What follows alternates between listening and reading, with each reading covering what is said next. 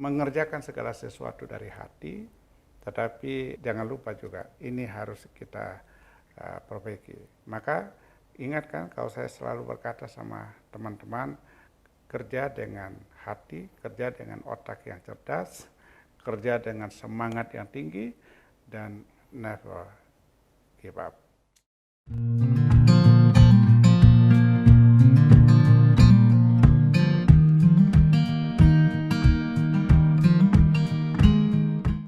Shalom, welcome to Pentecostal Podcast Sekolah Tinggi Teologi Bethel Indonesia. Satu kehormatan, hari ini kita kedatangan tamu yang sangat istimewa. Saya tidak tahu harusnya nyebut tamu atau tuan rumah, karena beliau adalah pemerakarsa dari program ini, dan juga beliau yang membuat dan mengupayakan bagaimana akhirnya studio ini terjadi, studio pertama di Sekolah Tinggi Teologi Bethel Indonesia. Saya sebagai alumni sangat mengucap syukur. Kita sambut saja Ketua dari Sekolah Tinggi Teologi Bethel Indonesia, Bapak Dr. Frans Pantan. Selamat siang, Pak Frans. Selamat siang, Morris. Luar biasa, satu kehormatan. Akhirnya Ketua dari Sekolah Tinggi Teologi Bethel Indonesia hadir juga ke podcast ini. Karena Anda yang paksa-paksa saya. Kan? Gitu. Satu hal yang luar biasa, karena saya sebagai alumni sangat bersyukur bagaimana progres yang luar biasa ada di Sekolah Tinggi Teologi Bethel Indonesia. Saya nikmati langsung. Saya sebagai alumni lulusan tahun 2012 dan bisa ada di tempat ini, dipercayakan juga Pak Frans untuk jadi Ketua Biro Media dan dosen di sini. Saya lihat banyak sekali perubahan gitu. Tapi sebelum kita masuk ke dalam perubahan, apa kabar Pak Frans? Ya, baik-baik saja dan ya puji Tuhan sehat, senang ketemu Morris dan saya bangga juga bahwa Anda adalah the next leader. Amin, amin. Dan tentunya juga didukung sama Pak Frans juga. Ya. Begitu hal yang luar biasa karena kami lihat bagaimana Pak Frans melakukan terobosan terlintas dari sebutan kecil Pak Frans tadi. Bagaimana Pak Frans mau mempercayakan anak-anak muda untuk jadi next leader. Saya lihat ada satu perubahan yang luar biasa nih Pak Frans yang ada di ST Bethel Indonesia. Nah, menuju tahun keempat dari kepemimpinan Pak Frans. Di tahun keempat kita lihat perubahan yang signifikan sekali. Padahal kita lewati masa COVID, pandemi bertubi-tubi ya kita lewati itu gitu. Kira-kira bagaimana rasanya perjuangan Pak Frans hingga tahun keempat ini untuk menghasilkan perubahan yang sangat memberkati banyak orang ini, Pak Frans? Ya, saya menikmati aja proses itu. Dan pertama, itu semua bisa kita kerjakan dan lewati karena Tuhan. Yang kedua, karena kerja tim, jadi tidak bisa kerja sendiri.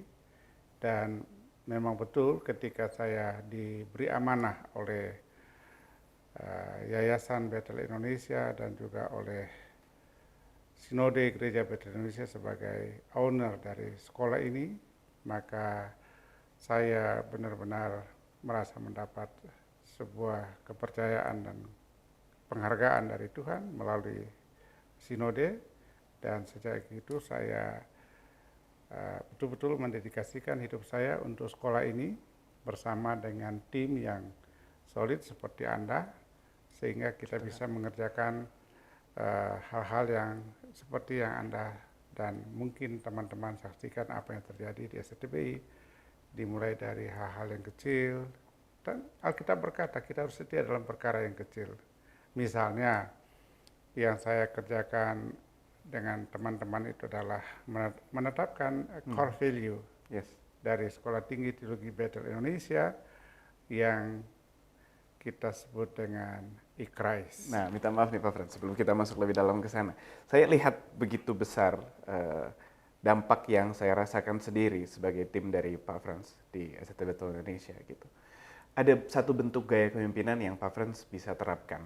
Pak Frans mampu untuk bawa kami setiap sivitas di ST Bethel Indonesia. Kami semua kan punya hati yang melayani.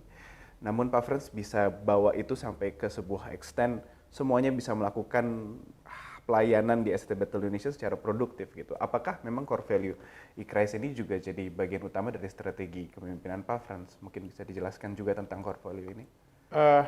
Yang pertama, manusia itu hidup harus ada nilai, dan demikian juga lembaga.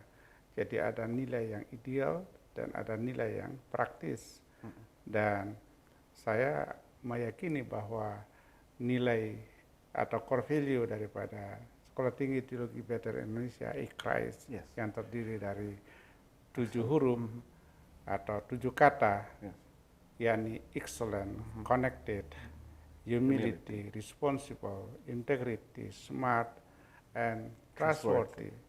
Kalau itu dipahami, dihidupi, dan diimplementasikan, dan kemudian ditularkan kepada yang lain, saya kok yakin itu hasilnya pasti luar biasa. Wow. Memang core value IKRAIS ini bukan cuma sekedar slogan ya Pak ya gitu. Karena ini juga jadi motor dalam kepemimpinan Pak Frans. Dan kami lihat faktanya secara langsung, minta maaf saya buka dari notes yang ada.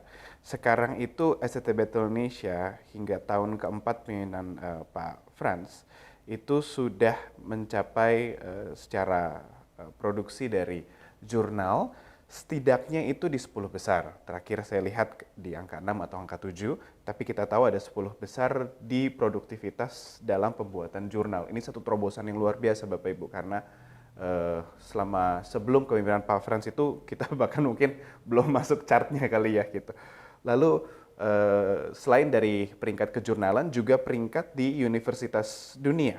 Ini saya ambil dari sumber yang akan saya cantumkan di deskripsi link di bawah. Bapak Ibu bisa lihat kita itu sudah ada di peringkat 10.798 dari 17.837 universitas di dunia. Ini satu pencapaian yang luar biasa sekali. Kenapa? Karena Sekolah Tinggi Teologi Betel Indonesia bahkan bukan universitas, tapi kita masuk di chartnya universitas dunia gitu. Mungkin boleh share Pak Frans kiat-kiatnya. Saya yakin juga pasti ada ketua-ketua STT Betel lainnya, baik di bawah naungan GBI atau bukan, di Indonesia tentunya mungkin. Bagaimana sih caranya Pak Frans gitu untuk bisa boost semua produktivitas ini gitu Pak Frans di dalam teologi Pentakosta kita juga gitu. Ada metode khusus nggak Pak Frans? Sebetulnya nggak ada yang istimewa, hanya saya selalu mengencourage semua dosen dan juga staf untuk terlibat di dalam sebuah proses. Misalnya menulis jurnal PKM untuk dipublikasi, dan saya bersyukur bahwa itu direspons secara baik oleh semua teman-teman.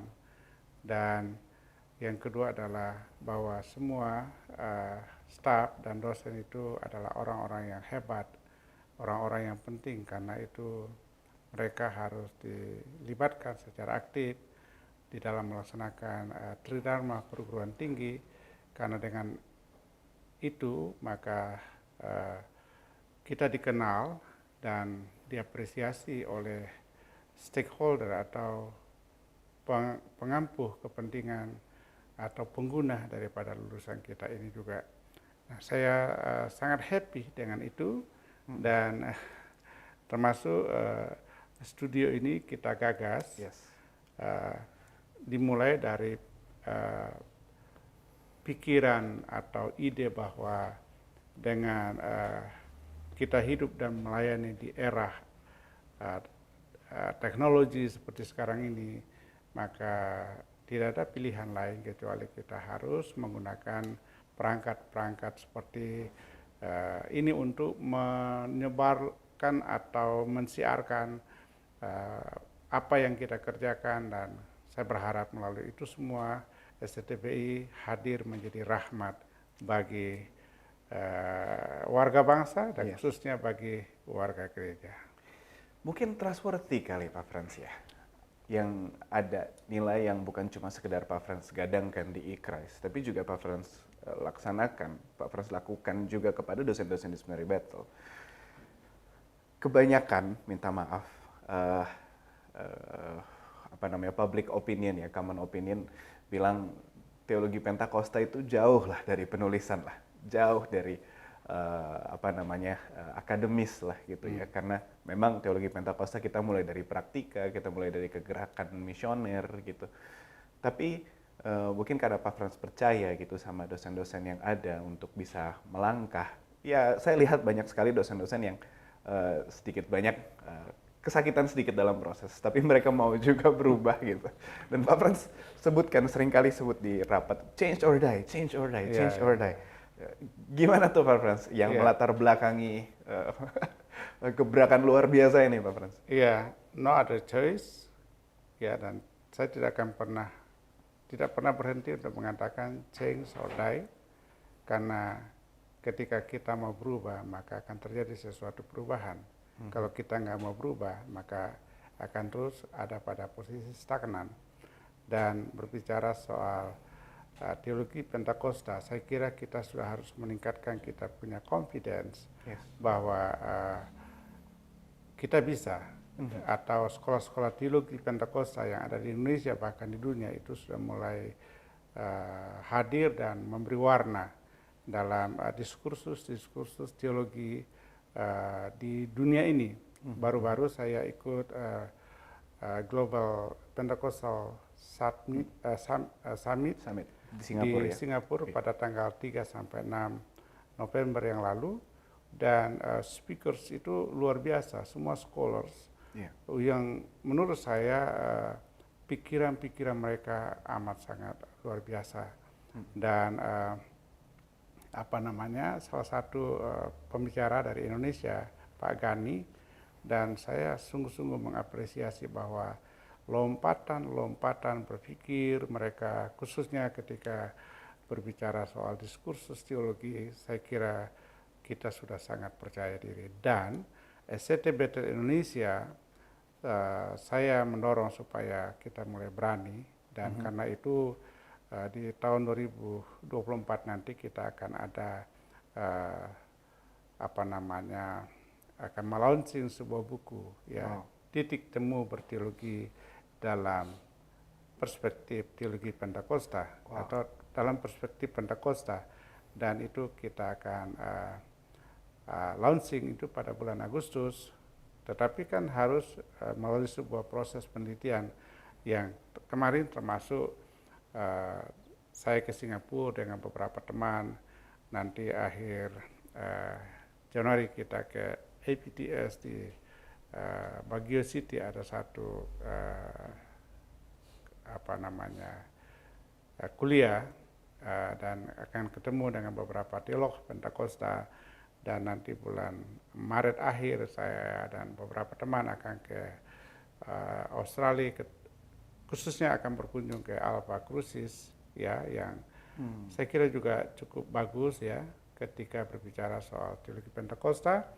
And the next, saya dengan Morris akan rencana mau ke PTS di Cleveland, Tennessee, dan beberapa yang kita akan lakukan semacam studi dan juga mencari sumber-sumber baik literatur maupun juga wawancara langsung dengan teolog Pentakosta. Tetapi juga tidak kalah penting, di dalam negeri sudah banyak teolog yang menaruh minat terhadap teologi Pentakosta. Karena itu kita harus keluar dan menggali informasi sebanyak mungkin. Setelah kita dapat informasi itu, kemudian kita akan gumuli, kita tulis, dan kita seminarkan. Dan kalau itu oke, kita akan tulis dalam bentuk buku. Dan saya berharap ini menjadi warna teologi Pentakosta ala Sekolah Tinggi Teologi Bethel Indonesia atau Gereja Bethel Indonesia. Lompatan berpikir dan lompatan melangkah juga yang saya lihat, Pak. Karena selama saya kuliah, ayah dan ibu saya juga lulusan dari SCT Bethel Indonesia, keluarga saya, Pak Ade saya juga dari SCT Bethel Indonesia. Saya belum pernah dengar, Pak Frans, bagaimana SCT Bethel Indonesia itu menjalin MOU dan kerjasama secara formal dengan instansi lainnya. Dan Pak Frans sudah lakukan dengan Satya Wacana, pertama kali belum nyampe 3 bulan sudah langsung kerjasama dengan Presiden University, dalam pelayanan Pak Frans sebagai Ketua SCT Bethel Indonesia gitu. Dan bahkan tadi Pak Frans baru sebutkan kerjasama dengan instansi-instansi internasional. Satu yang sudah ada tuh dengan Hoseo University, bahkan sampai mahasiswanya South Korea di Hoseo University yang datang ke kita, bukan kita yang datang ke mereka untuk belajar, justru mereka yang datang ke kita untuk belajar gitu. Kita lihat ada lompatan-lompatan progres dari karirnya ST Battle kali ya gitu yang luar biasa gitu. Dan kami lihat Pak Frans benar-benar mempersiapkan ST Battle Indonesia sebagai pusat studi Pentakosta utama, unggul dan mungkin nomor 1 kali ya di Indonesia gitu. Eh, Kalau yang saya lihat sepertinya Pak Frans ada pemikiran visioner menunjukkan bagaimana mahasiswa-mahasiswa kita ini harus siap untuk bersaing di international context, mungkin di Society 5.0. Kira-kira apa sih Pak Frans yang mahasiswa-mahasiswa pendengar podcast ini yang harus siapkan gitu kan? Pak Frans sudah siapkan. Kalau orang bilang tuh udah ada lahannya besar, Pak Frans yang kasih aspal di jalanannya gitu. Kira-kira langkah-langkah yang harus setiap warga-warga ST Battle Indonesia lakukan itu apa sih Pak Frans untuk benar-benar bisa berkarir di International dan Society 5.0 ini? Ya, yang pertama kita harus merekrut anak-anak muda mulai dari usia 20 ya untuk dipersiapkan mengambil studi sesuai dengan kebutuhan kita. Dan memang saya tambahkan kita sudah kerjasama dengan Hosei University, Yes.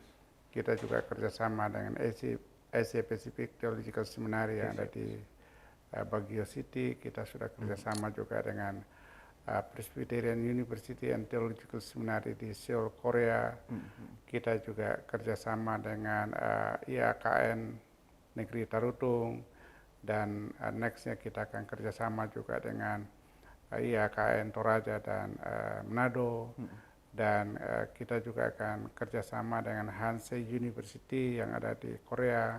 Kita juga akan kerjasama dengan rencanakan kerjasama dengan Adamson University yang ada di Manila, dan saya sudah bersurat ke Pentecostal Theological Seminary yang ada di Cleveland, Tennessee. Wow. Karena ini salah satu nilai adalah connected. Jadi kita sekarang tidak bisa lagi kerja sendiri, kita harus membangun jejaring atau kerjasama dengan sebanyak mungkin institusi atau lembaga pendidikan, tetapi juga kita kerjasama dengan beberapa lembaga-lembaga yang non pendidikan. Dan saya kira semakin kita banyak kerjasama dengan lembaga dan atau organisasi yang relevan, maka kita semakin kuat, ruang gerak kita semakin lebar, dan artinya kita akan mendistribusi khususnya dalam pengembangan faculty development untuk semua bidang ilmu yang kita butuhkan. Dan saya berharap bahwa lulusan-lulusan ke depan atau anak-anak muda yang kita sekolahkan itu harus kita kirim ke sekolah-sekolah yang baik dan berkualitas unggul. Karena salah satu nilai kita adalah excellent. Jadi unggul secara spirit, tapi juga unggul pelayanan. Dan ingat, ada satu lagi nilai itu smart, harus cerdas. Kalau tidak, kita akan terdepak jauh ke belakang, dan padahal kita punya tantangan ke depan kan sangat tinggi. Nah, saya katakan kita sedang memasuki sebuah era yang disebut dengan high competitive, ya. Yes. Ya, kompetisi tinggi. Juga kita ada pada suatu situasi yang disebut dengan fast growing, kecepatan yang begitu sangat tinggi, dan kalau kita agak sedikit terlambat mengambil sikap dan keputusan, kita bisa tertinggal. Wow, bangun 1000 candi. Kalau Pak Frans bangun 1000 koneksi, gitu. Ya. Dan itu kami lihat sekali. Pepatah Tiongkok berkata, satu musuh terlalu banyak, 1000 kawan masih terlalu sedikit. Masih terlalu sedikit ya. Ya, saya sendiri melihat dan merasakan langsung benefit dari connection yang Pak Frans buat. Kemarin sempat selain dari mahasiswa Korea yang datang ke tempat ini untuk studi 1 minggu, student exchange, bukan student exchange ya, mereka summer program di kita. Reverend Randall dari PTS ya datang ke kita untuk kasih diskursus teologi Pentakosta selama 4 hari gitu. Di mahasiswa yang saya ajar pun Pak Frans, mereka seperti ada satu lompatan yang mereka harus jadi kayak semacam mereka terpacu banget untuk bisa untuk mereka bisa lakukan gitu, terutama di bahasa Inggris gitu. karena saya juga ngajar langsung bahasa Inggris dan mereka sekarang semua jadi melek dengan keadaan dunia gitu. Keadaan dunia maksudnya bukan sekuler saja tapi juga keadaan global gitu. Kira-kira andil apa ya Pak Frans untuk lulusan ST Battle Indonesia sebagai teolog-teolog Pentakosta? Andil apa yang bisa kita kontribusikan Pak untuk dunia Pak? Ya, pertama saya berharap Pak Morris ya sebagai guru bahasa Inggris di kampus kita, tolong dipush mahasiswa-mahasiswa untuk menguasai bahasa minimal bahasa Inggris, Yes. kalau bisa seperti bahasa Mandarin dan ya bahasa-bahasa yang lain yang banyak dipakai oleh masyarakat dunia. Karena hanya dengan demikian maka kita bisa hadir di dalam banyak warga bangsa untuk mengkomunikasikan kabar baik bagi mereka, karena itu modal. Nah, itu sebabnya penguasaan bahasa asing itu merupakan sebuah keniscayaan. Memang sulit, tetapi saya kira itu bisa ya, apalagi dengan sarana belajar sekarang yang bisa dimanfaatkan itu sangat banyak. Nah, jadi anak-anak muda itu belajar bahasa lebih gampang dibanding dengan kami-kami yang sudah mulai usul kayak begini, itu agak sulit gitu. Jadi saya kira ini langkah-langkah yang harus dilakukan, dan bahkan ke depan Pak Morris saya berpikir harus ada pembekalan kepada seluruh mahasiswa bagaimana menggunakan AI. Wow. Ya, jadi itu non kredit. Dan saya sudah sampaikan di dalam rapat bahwa seluruh mahasiswa harus diberi pengetahuan dan dilatih menggunakan AI. Jadi Pak Frans bukan cuma setuju dengan AI, justru kita harus bisa mengutilisasi AI dengan benar. Iya, kita harus mengutilisasi, menggunakan atau memanfaatkan. Tentu ada hal-hal yang harus kita ketahui. Segala sesuatu itu kan ada sisi baik dan ada sisi negatif. Yes. Nah, we have to know that. Saya kira itu no other choice. Change or die. Ya, change or die. Wow.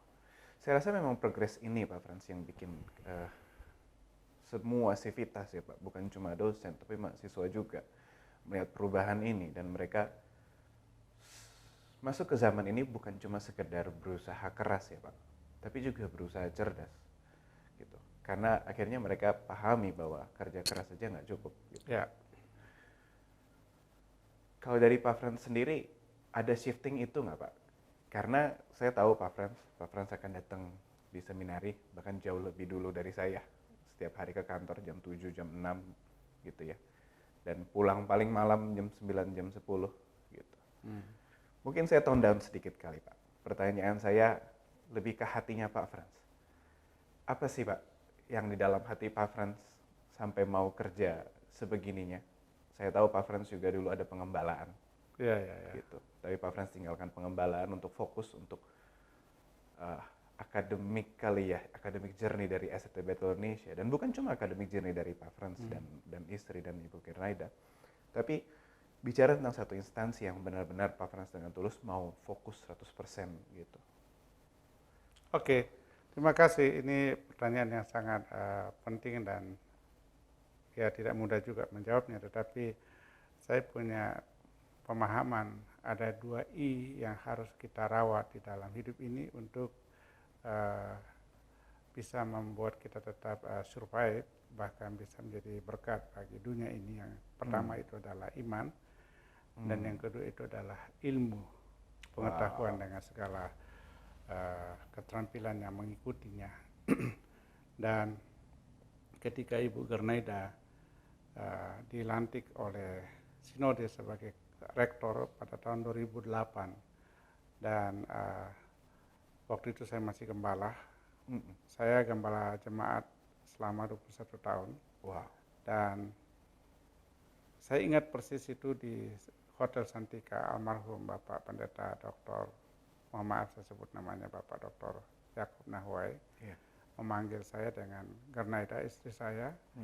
Dia berkata, Frans, ini Gernaida sudah saya buatkan SK, tetapi saya kepingin tanya sama kamu. Hmm.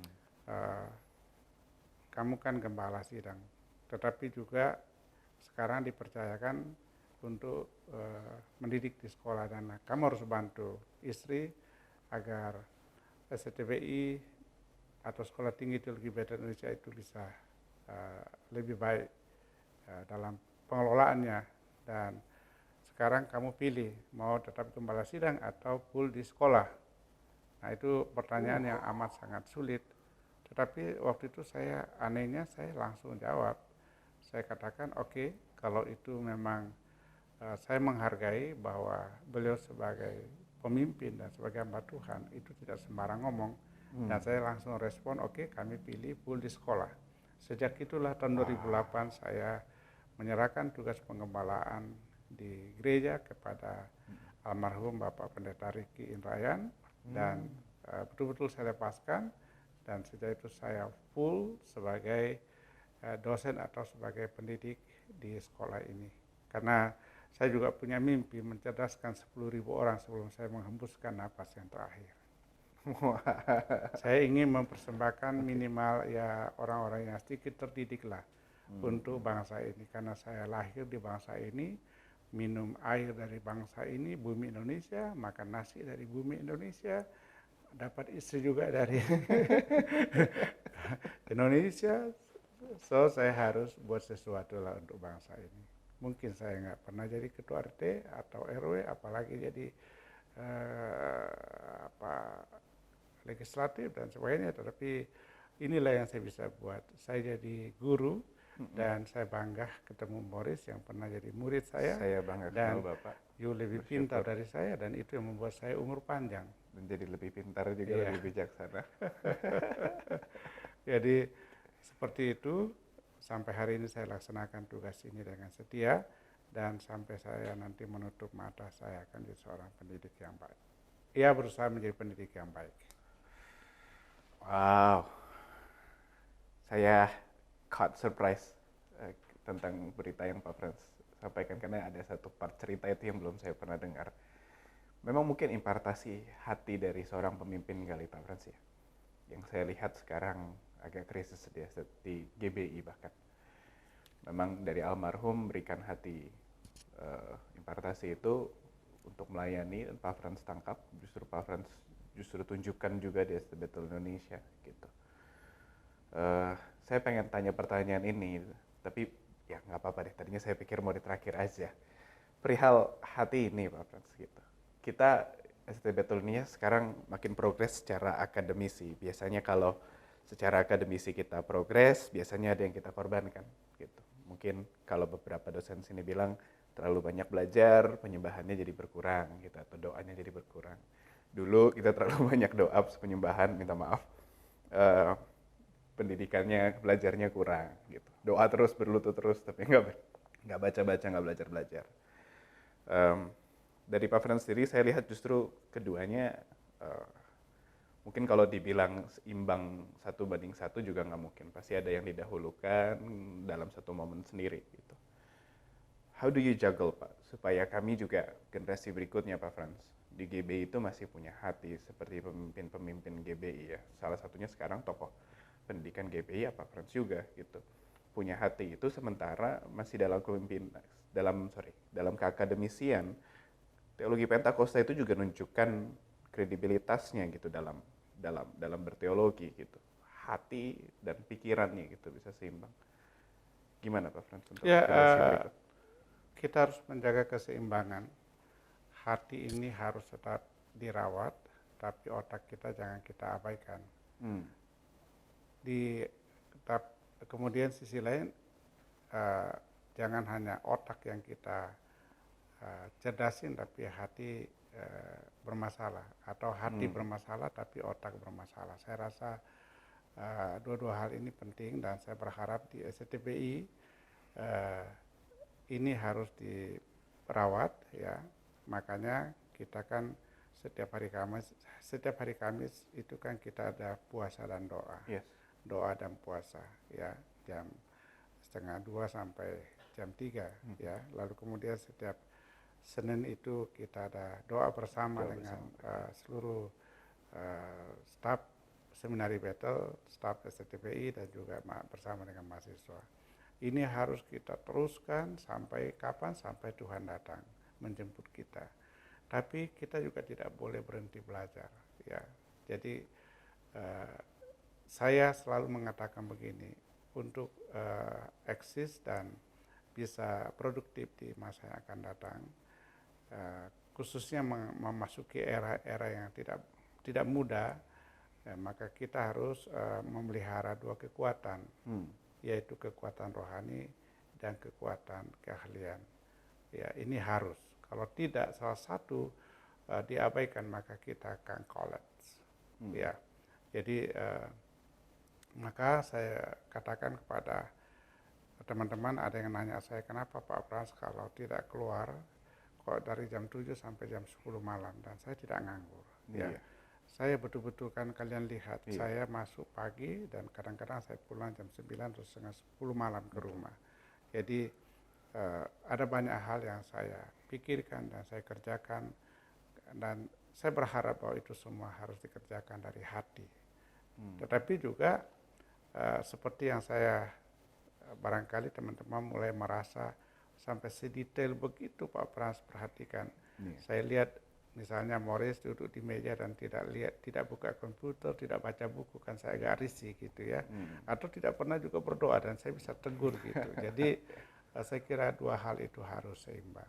Jadilah orang yang mengerjakan segala sesuatu dari hati, tetapi jangan lupa juga ini harus kita perbaiki. Maka ingatkan, kalau saya selalu berkata sama teman-teman, kerja dengan hati, kerja dengan otak yang cerdas, kerja dengan semangat yang tinggi, dan never give up.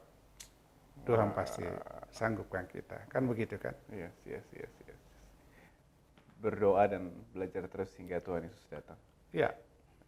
Tapi sebelum Tuhan Yesus datang nih Pak, kita mungkin masuk ke tahun depan, Pak Frans, saya doakan.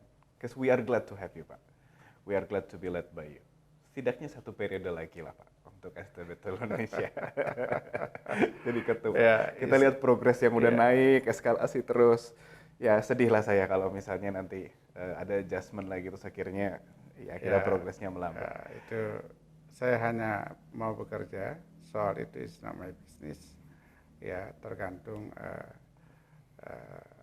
kepercayaan, dan saya sekali lagi katakan, saya hanya mau bekerja, dan saya sudah memutuskan bahwa saya akan melaksanakan atau mendedikasikan hidup saya sampai akhir hanya untuk kemuliaan Tuhan. Kan tema Natal tahun ini adalah kemuliaan bagi Allah dan damai sejahtera di bumi.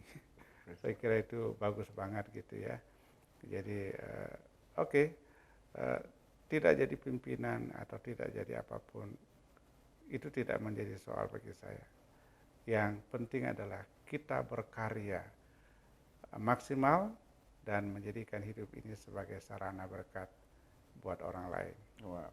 Tapi oke lah Pak, kalau misalnya ataupun bukan, tapi saya yakin si Pak Frans sih. Kira-kira Pak Frans lihat 4-5 tahun ke depan, ST Battle tuh ke arah mana Pak? Gitu. Iya, STTPI ke depan pertama akan semakin menunjukkan jati dirinya sebagai sekolah yang betul-betul ada pada jalur Pentakosta ya. Yang kedua adalah saya berdoa supaya sebelum 2030 ya kita sudah memiliki 19 rektor kepala. Wow. Dan saya bermimpi sudah punya profesor dari internal kita. Dari internal. Iya. Wow. Karena ini sebuah keharusan supaya sekolah ini tetap eksis, kita harus memenuhi persyaratan regulasi pendidikan. Dan puji Tuhan, teman-teman sudah semangat melakukan Tridharma perguruan tinggi, dan saya optimis itu bisa kita wujudkan. Dan saya akan menjadi menjadi pemberi semangat khususnya Anda-Anda yang masih muda. Saya berharap ke depan orang-orang muda lebih banyak terlibat dan diberi kesempatan untuk berkarya di Sekolah Tinggi Teologi Bethel Indonesia. Amin, amin. Pokoknya kami semua di post sama Pak Frans sampai saya ngambil doktoral lagi. Ya, ya, ya. Lagi, maksudnya akhirnya ngambil doktoral maksud saya. Dan saya lihat juga Pak Frans sudah perlahan-lahan kasih impartasi itu ke Civitas. Makanya duduk di bangku Pak Frans sekarang, setidaknya sudah ada 3 profesor juga duduk di sini. Itu bagaimana Pak Frans jalin hubungan luar biasa dengan mereka. Dan saya yakin juga, amin Pak, untuk 4 tahun ke depan setidaknya ada 1 profesor dari internal kita. Ya. Gitu. Mungkin untuk ngakhiri podcast kita hari ini juga Pak, gitu. Bagaimana Pak Frans bisa mendukung, bisa mendorong, suka nggak suka, kami akhirnya suka juga sih Pak, gitu. Karena kami lihat akhirnya hasil yang Pak Frans tunjukkan gitu. Bukan cuma dari tangan Pak Frans, tapi juga dari tangan kami juga gitu. Kira-kira Pak Frans ada pesan apa untuk mahasiswa ST Bethel Indonesia dalam kependidikan mereka gitu, baik S1, S2, S3? Ya, saya mau sampaikan kepada seluruh mahasiswa S1, S2, dan S3 bahwa Anda adalah orang yang paling berbahagia karena mendapat kesempatan dan kepercayaan dari Tuhan boleh studi. Bahwa studi di STB itu yaitu pilihan, tetapi ketika kita mendapatkan kesempatan belajar itu adalah sebuah kebaikan dari Tuhan. Karena itu belajarlah sungguh-sungguh. Ya, jaga keseimbangan. Jangan sampai hanya otaknya yang terisi tapi hatinya kosong. Jangan juga merasa hatinya oke, tapi otaknya kosong. Kan nggak bagus kalau orang bilang sama kita blow on atau kita bodoh. Mohon maaf ya. Kan orang berdosa gara-gara cap kita bodoh. Nah, jangan kita bodoh lah. Tapi juga ini sering saya ngomong di kelas ya. Cerdik tanpa tulus itu jahat. Tapi tulus tanpa cerdik itu on. Nah, dua-duanya ini harus kita hindari. Wow. Jadi kita harus hidup, melayani, bekerja dengan tulus, tapi juga dengan otak yang cerdas. Jadi design thinking ya, kita itu harus terasa bermanfaat untuk tempat kita mengabdi, katakanlah di gereja, di tengah masyarakat, di sekolah.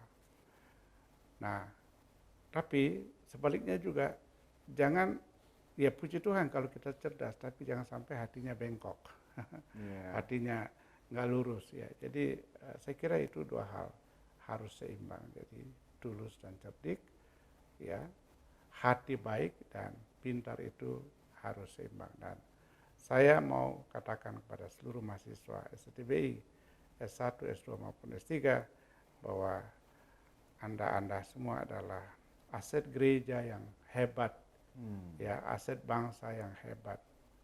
Karena itu maksimalkan diri dalam seluruh proses yang sedang Anda jalani sekarang, dan yakinlah kalian akan menjadi orang-orang yang dipakai Tuhan, berdampak secara signifikan terhadap gereja Tuhan di Indonesia dan di luar negeri, dan juga terhadap bangsa kita, bangsa yang kita cintai, bahkan bangsa-bangsa. GBI sudah ada di 27 negara, dan saya berharap alumni atau lulusan-lulusan dari Sekolah Tinggi Teologi Bethel Indonesia one day akan tersebar di negara-negara itu, dan bahkan negara-negara yang belum ada gereja bisa boleh melayani di sana. Saya kira itu Pak Moris. Wow, luar biasa, ini podcast penuh daging, maksudnya semuanya bermanfaat. Ini saya sangat diberkati Pak Frans gitu. Mungkin kali ini ada satu memento sederhana dari Perikosol Podcast Sekolah Tinggi Teologi Bethel Indonesia, sembari menutup special season pembuka dari studio kita di tahun ini. Berikut kami persembahkan untuk ketua tercinta kami, terkasih kami, Pak Dr. Frans Pantat. Wah, Tuhan Yesus berkati. Ya. Luar biasa. Baik Bapak Ibu dan Saudara, baik pendengar di manapun Bapak Ibu berada, podcast kali ini biar kiranya jadi berkat, bukan cuma sekedar informasi tentang ST Battle Indonesia, namun sebagaimana saya diberkati, saya yakin Bapak Ibu juga diberkati. Oleh karenanya kami menutup dengan salam ikhlas, salam sehati, Salam sehat. Tuhan Yesus memberkati.